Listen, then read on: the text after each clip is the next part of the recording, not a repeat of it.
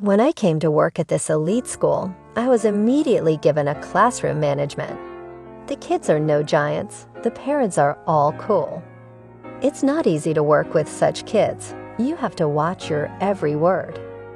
But nothing, I cope, although I thought I could not stand it and would run away. I got acquainted with my parents, and soon my first school year was over. Pupils and I got on well with each other. Everything went well. At the beginning of the school year in September, my class and I go on a field trip. We have a beautiful forest park nearby. That's usually where we go. Some of the parents, 2 to 3 people, go with the class. This time the mom of one and the dad of another student came with us.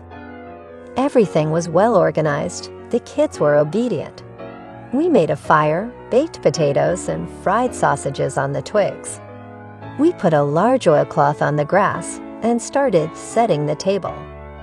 Vitalix, my student's father, started helping me. My hands were busy, and a strand of hair came out of my beret and got in my way. Then Igor, Vitalix's father, said he would help me, came over and tucked my hair in. We looked at each other, and it was as if lightning or an electric current passed between us. We involuntarily lowered our eyes. Something had happened. I could no longer look at Igor as the parent of my student. I felt some kind of attraction to him. I don't know what he felt, but his eyes spoke for themselves. On the way back on the bus, Igor and his son sat behind me and chatted cheerfully the whole time, often addressing me.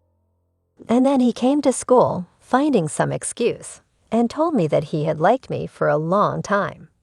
He didn't know how to get close to me, and in the woods he wanted to hug me so badly. I thought the whole school could hear our conversation in the hallway, but from the outside it looked ordinary. A parent came to see the class teacher, especially since Vitalik was a tomboy, and the appearance of his father was natural. I told Igor that he had obviously forgotten where he was. This is a school, and he came as a parent, nothing more. I resisted, though I was so drawn to him. He came to school a lot. I got angry. I said that he put me in a stupid position. But luckily, Vitalik once again broke the window. I prayed that he broke windows every day, and there was a reason for his father to show up at school. Everything looked decent. When he left, Igor said he would wait for me in the car a couple of blocks away from school after work. I replied that I wasn't going to go anywhere a few blocks away. He repeated that he would wait for me. It didn't take me long to resist. I came, of course. I thought the whole town saw me get into my student's father's car. We drove out of town to a restaurant. Then he drove me home, but I got out of the car before I got home. Conspiracy. And it was on. We didn't go to restaurants anymore, but to a rented apartment. I fell in love like a girl. Igor told me that he felt so comfortable and good with me, that he had never loved anyone as much as he loved me. He would have left his wife long ago, but he loves his son madly, so he won't divorce his wife. That's how our affair drags on, with no prospects for me.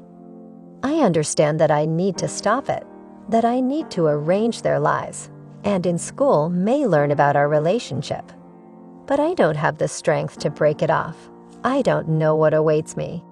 Throughout my life, I have had bad luck with guys. It started back in high school, when I foolishly got involved with a dork who dated me until the first time I had sex, and then dumped me. It was a great shame and humiliation for me. That's what I associate the phrase first love with because of it. My next affair after high school ended with me getting an STD. My parents had to spend a lot of money on drugs to cure me. Things were no better during my college years. I hooked up with a classmate, but he forced me to get an abortion after he got me pregnant.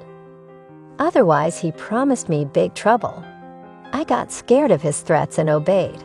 I still can't forgive myself for that sin. Abortion after the first pregnancy could end in infertility, and I am so afraid of that even years later, I don't go to the doctor to be checked. In my senior year of high school, I met a much older man.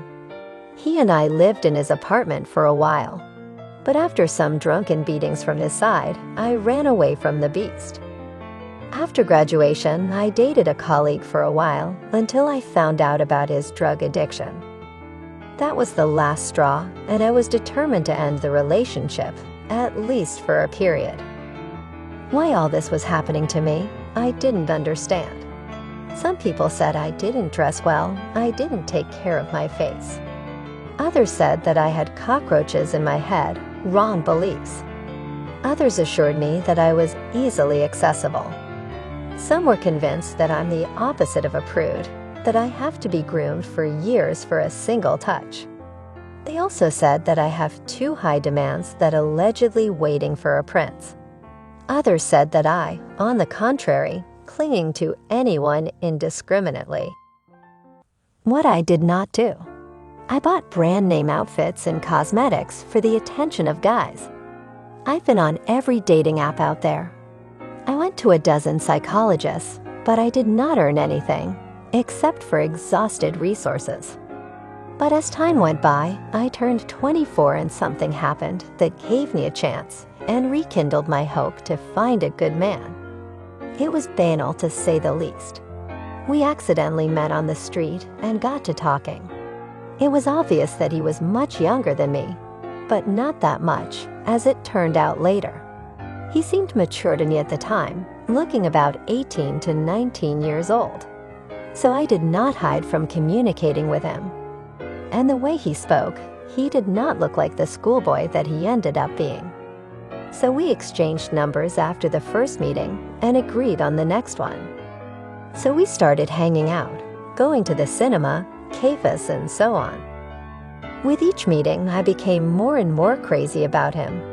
Maybe I was naive, but it seemed to me that I had finally found my happiness. After a while, I found out that he was 15 years old. It came as a real shock to me. Thank God we didn't have anything. I was faced with a very difficult choice. On the one hand, I was taking an incredible risk of losing my reputation, maybe even my freedom. But if I broke up with him, then what? More loneliness and the fear of meeting another freak. I thought for a long time, pondered, weighed all the pros and cons. And then I realized I would only go to jail if we had sex, and I would have nothing if we just met and talked. Platonic relationship, so to speak. So I agreed to go out with him on the condition that we would do nothing more serious than kissing, and that we would be separated for any hint of violation of this oath. The boy agreed to this, and here we go. I was terribly afraid that someone would find out about it. To avoid any mishaps, I rented a flat on the edge of town where we would meet in secret and spend time, eating together, playing console games, and just partying. It was true happiness for me. So we dated for 8 months. It was a record for me. It was more than what all the previous guys put together. After that, I was finally convinced that this was my destiny. After all, during that time, he never once raised his voice at me. We did not have a single argument. And when I was in his arms, I forgot about all my misfortunes. The abortion, the beatings, and everything else. During this time, no one burned us, and we decided to loosen our conspiracy. We couldn't hide from people all our lives. So we started walking down the street in the evenings, holding hands and kissing on the bench. And that was my fatal mistake. The thing is, before me, my boyfriend dated a girl of the same age, whom he dumped after we got together. He told me she was a bitch without a brain or a conscience. She was always demanding that he take her to places at his own expense, throwing selfish tantrums on him for every occasion, and so much more. This breakup was a big blow to her pathological ego, and she decided to take revenge. And that's actually what this is all about. The other day I was coming home from work and saw her standing in my front yard. When she saw me, she came up to me and showed me a picture and video on her smartphone of us walking hand in hand, kissing and cuddling with my boy. I don't know how she managed to figure us out. I can only assume she had access to his social media pages while they were dating. And she read our correspondence and found out where and when we went out. The girl told me that if I didn't break up with her ex-boyfriend soon, not only would these materials end up with the boy's parents and the police, but she threatened to send them to all my friends on social networks. And then nothing good awaits me. I tried to get through to her, telling her that we loved each other, that we were happy, and that all this will only make him angry. But the girl was relentless and stood her ground. That was the end of our conversation. It was a real shock to me. I don't know what to do. I really don't want to break up with my loved one.